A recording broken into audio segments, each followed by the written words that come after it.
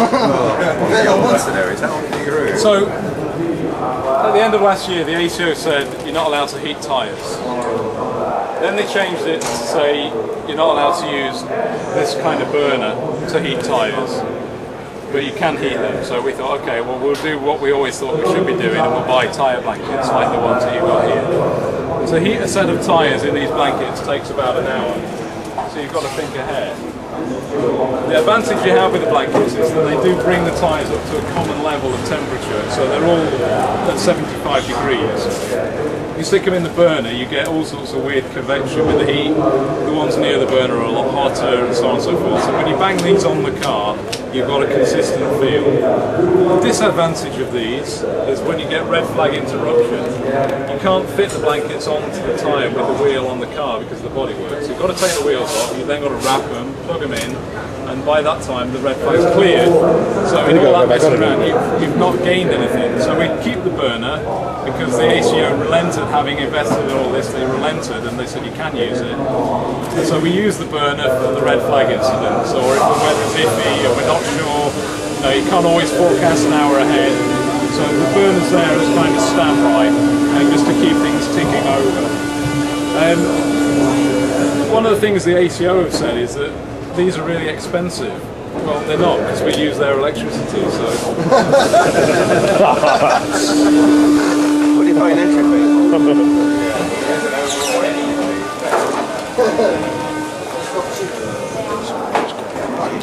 Okay. This is the P2 engine, it's a twin DB engine, and the DB does stand for what you think it stands for. This is the engine we ran yesterday, and we're in the process of putting the race engine in. Normally this engine gets rebuilt after 3,000 kilometers, but the engine for the Le Mans 24-hour race needs to do 5,000, 4.5. So the Le Mans engine is built for 5,000. So they build it slightly differently inside, mainly on the compression rate.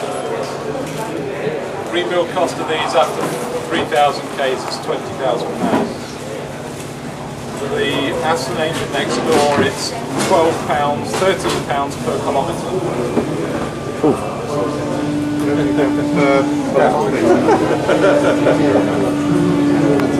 Times 4,500. So P2 is fundamentally cheaper, even though they don't get the exposure.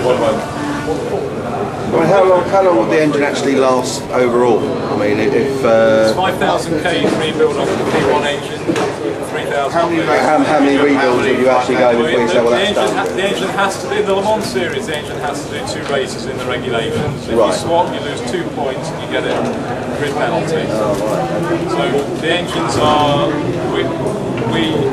if we've got 1,000 Ks left on an engine, we have to rebuild it because it needs to do 2.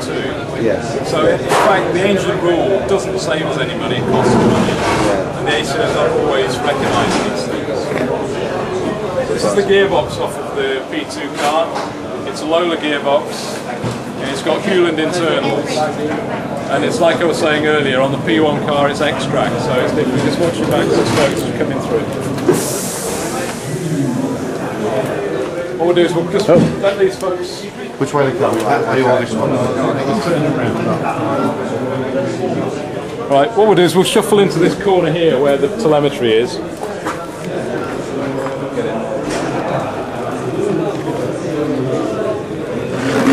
We have to squeeze in a bit more. Okay.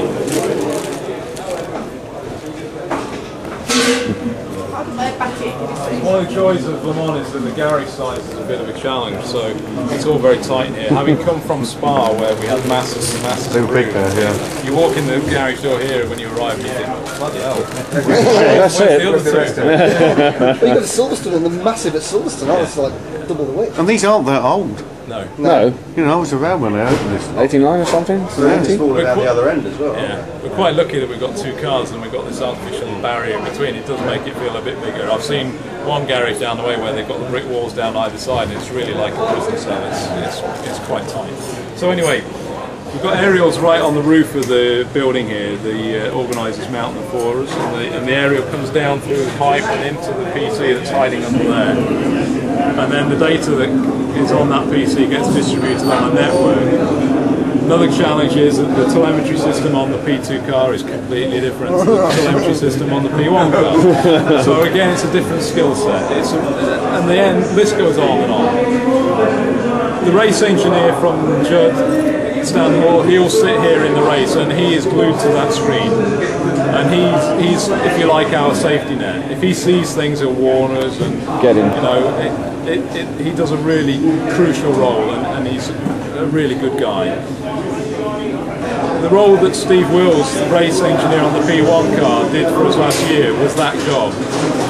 So we've rewarded his faith and his ability by putting him into the P1 role, and he's really blossomed and he's really grown to the challenge, and I think we're getting quite a good car there. Cool. Okay, if we can sort of move around and try and find a bit of space, maybe between the two cars. Okay. We're going forwards? Yeah. Forwards. In between the two cars. Okay, I knew it was between the two cars, it's just the route. Try to make yourself as small as possible. Yeah. We don't need to.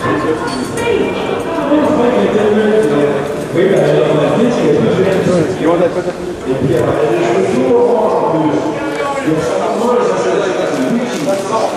Nou wel, de Lola LMP2, voorwielopvanging open,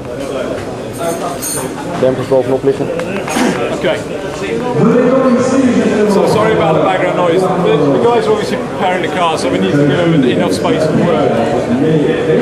The cars fundamentally are the same with the tub, but after the tub, that's about it. We've gone to standardise on the windscreen wiper, which is off a Renault Clio.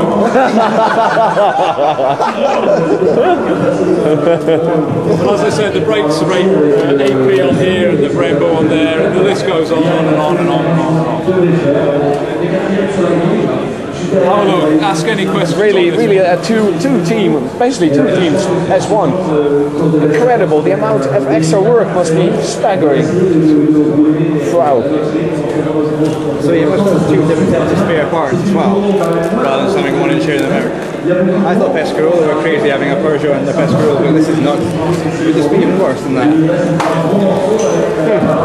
And if you turn around and look at the P1 car, you can see the size of the engine in the P1 car compared to what you see with the DB. Enormous. If you look at the angle of the drive shaft, rather than being parallel all the way across there, because of the length of the engine, it's pushed them back so the shafts are actually like this. Incredible. It's a very long engine, this. I'm going to introduce Dan. Dan works for Lola. He's seconded to the team for the week. He's Lola's chief aerodynamicist. And obviously at the start of 2009 the ACO had new aero regulations, and this is the man that was responsible for making sure that both cars complied with those new regs and addressed the challenge that losing all that downforce on the rear gives us without throwing away stuff on the front. We wanted to try and gain what we'd lost, and that was his challenge. So how did you do it then? Indeed. Well, I can't tell you exactly how we did it, because we might want to kill you. But yeah, obviously it was a big wing change. It's a big, significant force of change as a result. We approached it slightly differently across the two cars. Mainly, from an economic point of view, or the P2s than the P1. For those of you who know what the car looked like last year, it's fairly clear what we've done, what the areas of the car we worked on, the changes we made, and yeah, it was obviously it's a fair battle for us to accommodate the regulation change, especially obviously with it coming out at the time of year it does. You know, the ATO do make changes in September. The ATO. Guys doing it. A lot of people do them a year ahead. So. Yep. But yeah, so yeah, you'll see the guy. You'll see subtle differences between the P2 this year and the P2 last year, mainly in the tail area. That's all contributed towards us accommodating the reg change to the least effect possible. Yeah. Coming in. This is Steve Wills, the race engineer on the P1 car.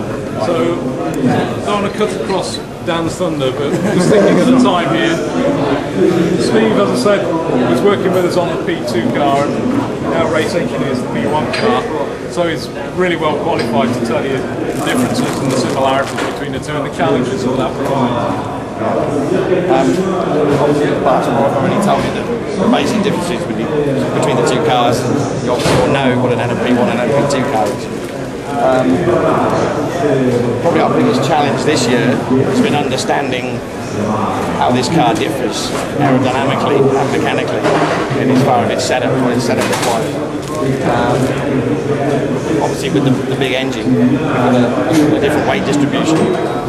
What we didn't appreciate until the last race is how that affects our aero balance, or what our aero balance needs to be to compensate for that, which is quite, in aerodynamic terms, quite drastically different from the LMP2 car.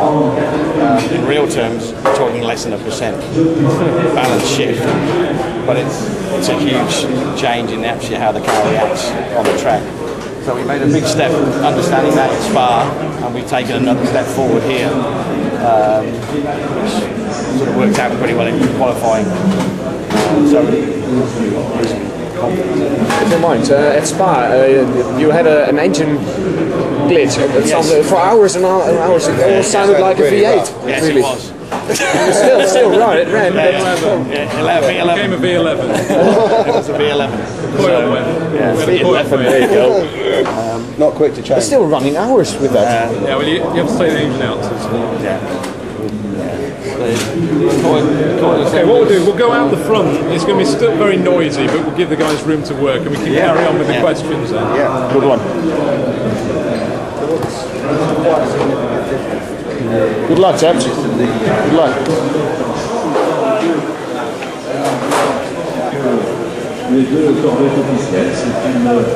So, make use of Dan, make use of Steve, make use of me, fire away anything you want to know. Right. How much did the shortening of the rear wings influence the top speed at the straights? Did it influence? Did it increase or even? It's hard to totally quantify because we've also had a restrictor change on both cars as well. So we've actually ended up about the same.